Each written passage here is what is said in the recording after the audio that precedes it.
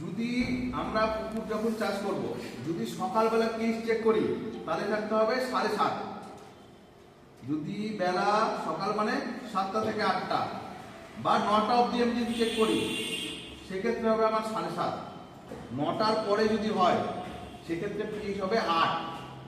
আর যদি আপনার দুপুরবেলা চেক করি সেক্ষেত্রে সর্বোচ্চ আপনি পিএইচ 8.5 থেকে 8.5। যদি ওয়েদার খুব গরম থাকে, এই শীতের দিনে আপনি দুপুরবেলা আপনি পিএইচ পাবেন 8।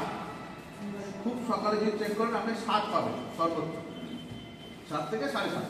এটা কিন্তু আইডিয়া, মানে শীতকালে 7 থেকে 7.5 সকালে, দুপুরে 8 থেকে 8.5 এবং বিকালের দিকে কিন্তু আবার পিএইচটা কমে যাবে। সেটা দেখবেন ওই 8 থেকে 7.5 বা 7.5 থেকে 8-এর মধ্যে ঘোরাফেরা করবে।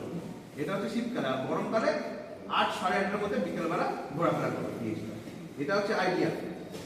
কেননা আমরা যেটা জল খাই সেটা পিএইচ কিন্তু 7 নিউট্রাল, কিন্তু মাছ চাষের জন্য একটু খার জল দরকার, মানে পিএইচটা একটু বাড়তি দরকার। একটু 7-এর উপরে যদি পিএইচ না থাকে তাহলে কিন্তু জলে কিন্তু প্ল্যাঙ্কটন গ্রো করবে না।